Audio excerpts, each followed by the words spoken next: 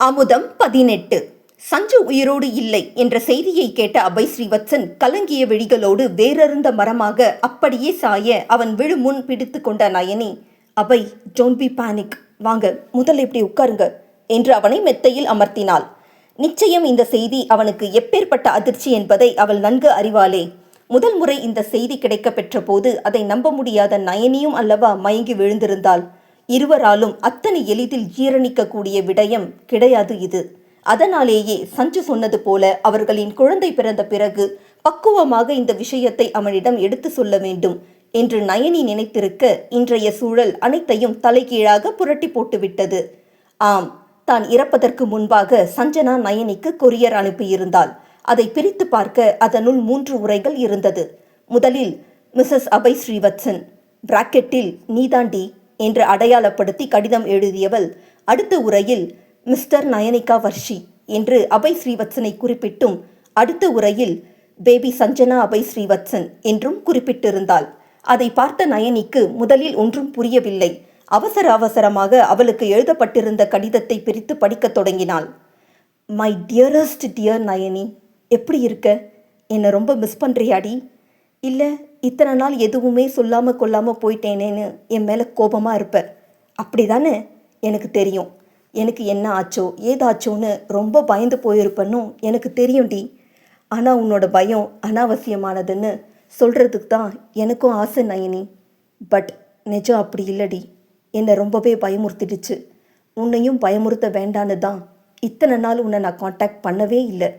இப்போ மட்டும் ஏன் திடீர்னு பண்ணியிருக்கேன்னு பார்க்குறியா?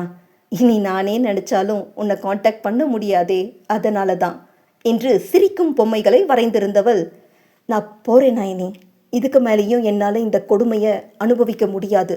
அதனால் இனி வழி தெரியாதபடி மொத்தமாக போயிடலான்னு நான் முடிவு பண்ணிட்டேன். ஏன் போகிறேன் எங்கே போகிறேன்னு உனக்கு தெரியாது இல்லையா என்றதை படித்த நயனியின் மனம் படபடத்து போனது. ஏன் சஞ்சு இவ்வளோ பீடிகை போடுற?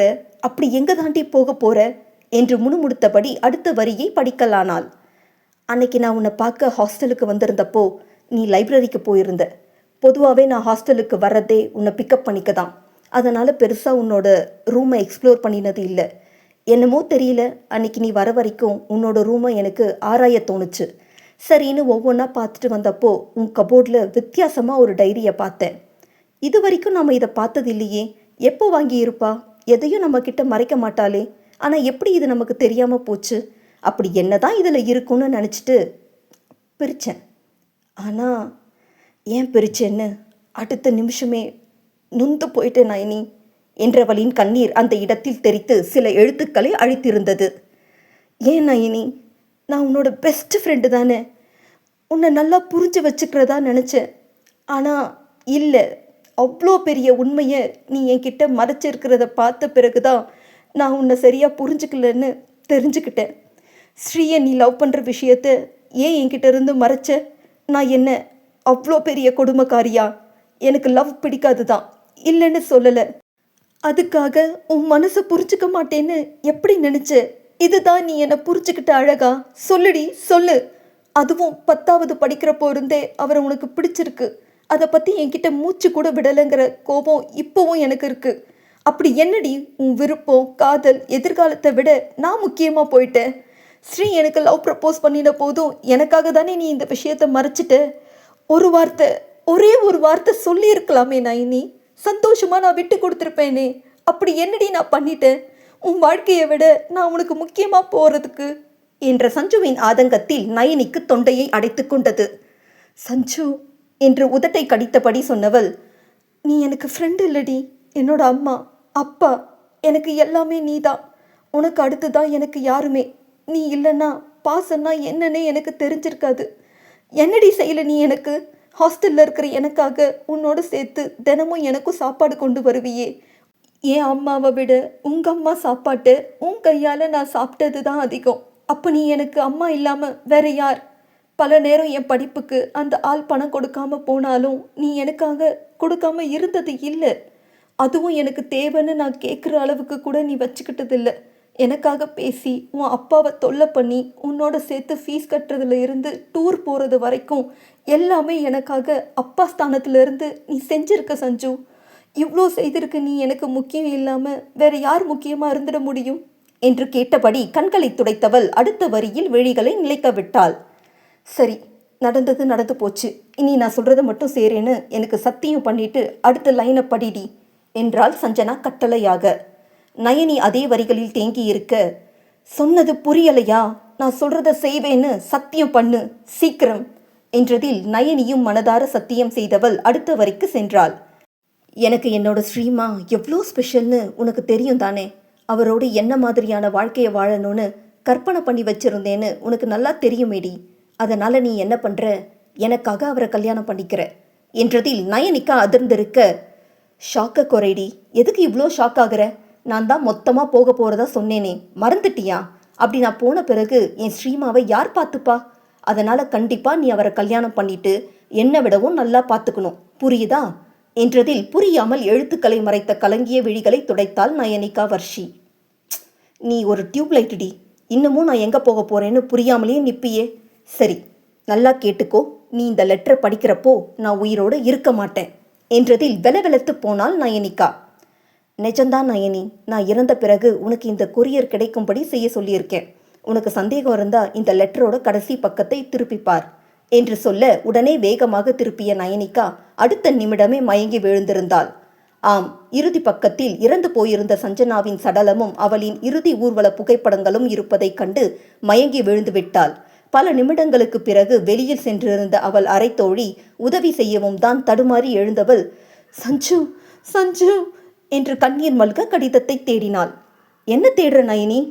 சஞ்சு, என் சஞ்சு என்றவளின் நெஞ்சே வெடித்துவிடும் போலிருக்க ஓவென்று கதறிக்கொண்டே மடங்கி அமர்ந்தவளின் கண்ணீரும் கதறலும் பக்கத்து அறையில் இருந்தவர்களை அங்கே வர செய்திருந்தது. எதுக்கு அழற நயனி? சஞ்சுதான் கிடைக்கலையே என்றிட அவளோ தன் மனம் முழுக்க ஆக்கிரமித்திருந்த தோழியின் சடலத்தில் கொண்ட அதிர்ச்சியில் மேலும் கதறிக்கொண்டு இருந்தாள். என்னாச்சு ஊர்வசி என்று பக்கத்து அறை பெண் கேட்கவும், தெரியலடி, நான் ரூமுக்கு வந்தப்போ மயங்கி இருந்தா, எழுந்ததுமே அழ ஆரம்பிச்சிட்டா என்றவள் குளிர்ந்த நீரை கொண்டு வந்து நயனிக்கு கொடுத்து குடிக்க செய்து அவளை இயல்பிற்கு கொண்டு வந்தாள். எதுக்கு நயனி அப்படி கதறின என்று கேட்டவர்களுக்கு பதிலளிக்காதவள் கடிதத்தை தேட அது கட்டிலுக்கு அடியில் இருந்தது. வேகமாக எடுத்து விட்ட இடத்திலிருந்து படிக்கத் தொடங்கினாள். என்ன, என்னோட ஃபோட்டோஸ் பார்த்து அழுதியா நயனி? ரொம்ப அழுதிருப்பியே. இப்போ நான் உன் கண்ணுக்கு ரொம்ப கொடூரமானவளா தெரிகிறேனா? பரவாயில்ல, தெரிஞ்சுட்டு போகிறேன். இல்லைனா நீயும் அவரும் என்னை நம்ப மாட்டீங்களே. அதனால தான். நான் உன்னோட சஞ்சுக்குட்டி தானே, உன்னோட ஃப்ரெண்டு தானே, உன்னோட அம்மா தானே.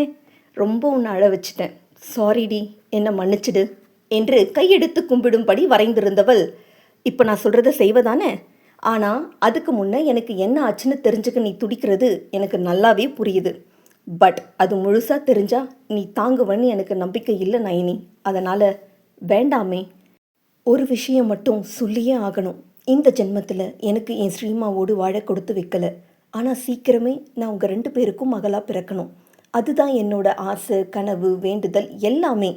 என் கடைசி ஆசையை நிறைவேற்றுவியா என்றவளின் கண்ணீர் அவள் போட்டிருந்த கேள்விக்குறியோடு இறுதி வார்த்தையின் இறுதி 2 எழுத்துக்களையும் அழித்து நிறைவேற்று என்று மாற்றி இருந்தது. ஆனால் இதில் ஒரு கண்டிஷன் இருக்குது என்றவள், என்னன்னு கேட்குற நிலமையில நீ இல்லைன்னு தெரிஞ்சதால நானே சொல்லிடுறேன். உனக்கே தெரியும் நயனி, உன்னை விட வேற யாருக்குமே ஸ்ரீமா என்னை எந்த அளவு உயிராக நேசிக்கிறார்னு தெரியாது. அதனால் நான் இந்த உலகத்தில் இல்லைங்கிற உண்மையை தெரிஞ்சால் நிச்சயம் அவர் இன்னொரு கல்யாணத்துக்கு சம்மதிக்க மாட்டார். காலம் முழுக்க என் நினைவில் தான் இருப்பார். அது ஒரு பக்கம் இருந்தாலும் என்னை இந்த கதிக்கு ஆளாக்கினவங்களை அவர் ஏதாவது செய்ய போய் அதனால் அவரோட வாழ்க்கை கேள்விக்குறியாகிறத நான் விரும்பலை. ஏன்னா இந்த கொடுமைக்கு ஆளாகிற முதல் பெண் நான் கிடையாது. இதுக்கு ஆண் வர்க்கம் மனம் திருந்தினா ஒழிய தீர்வு கிடைக்காது.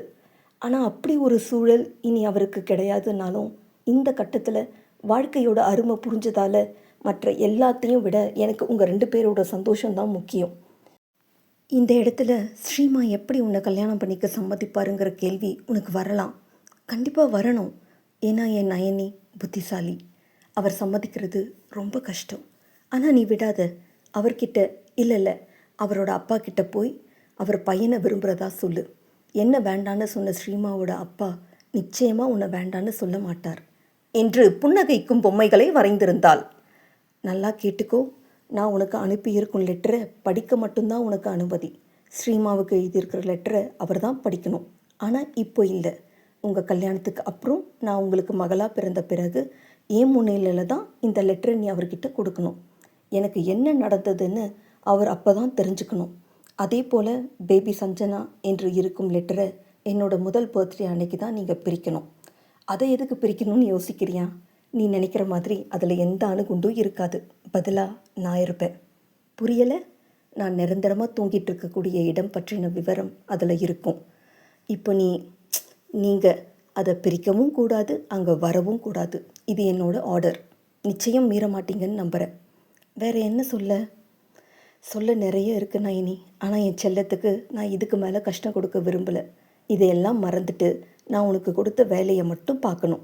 அதை விட்டுட்டு நான் இல்லைங்கிற விஷயத்தை என் ஸ்ரீமாவுக்கு சொல்கிறதோ, என்னை தேடி வரக்கூடிய தேவையில்லாத வேலையை வச்சுக்கிட்டாலோ அப்புறம் நான் உங்களுக்கு மகளாக கிடைக்க மாட்டேன். பாதியில் முடிஞ்சு போன என் வாழ்க்கையை திரும்ப எனக்கு உங்களோட வாழ ரொம்ப ஆசையாக இருக்குது நயனி. என் வாழ்க்கையை வாழற எண்ணம் உனக்கு எப்போவுமே வந்துடக்கூடாது. ஏன்னா உன் டைரியை படித்ததுலேருந்தே உன் வாழ்க்கையை நான் தட்டி பறிச்சிட்டேனோங்கிற கில்ட் எனக்கு அதிகமாக இருந்தது. பொதுவாகவே சொல்லுவாங்களே, யாருக்கு யாருன்னு ஆண்டவன் முடிச்சு போட்டிருப்பான்னு. அப்படி ஒரு வேளை நீங்கள் 2 பேரும் சேரணுங்கிறது தான் ஆண்டவன் எடுத்த முடிவுன்னு நினைக்கிறேன். இடையில வந்தனா இடையிலேயே போகிறேன். அதுவும் நீங்கள் 2 பேரும் சேர போகிறீங்கன்ற சந்தோஷத்தோடு. நிச்சயம் என் நயனியும் என் ஸ்ரீமாவும் என்னை ஆசையோடு வளர்க்க போகிறாங்க என்ற நிறைவோடு நான் போகிறேன். பாய் நயனி. பட் ப்ளீஸ் என் கடைசி ஆசையை மறக்காமல் நிறைவேற்று என்பதோடு கடிதம் முடிவு பெற்றிருந்தது.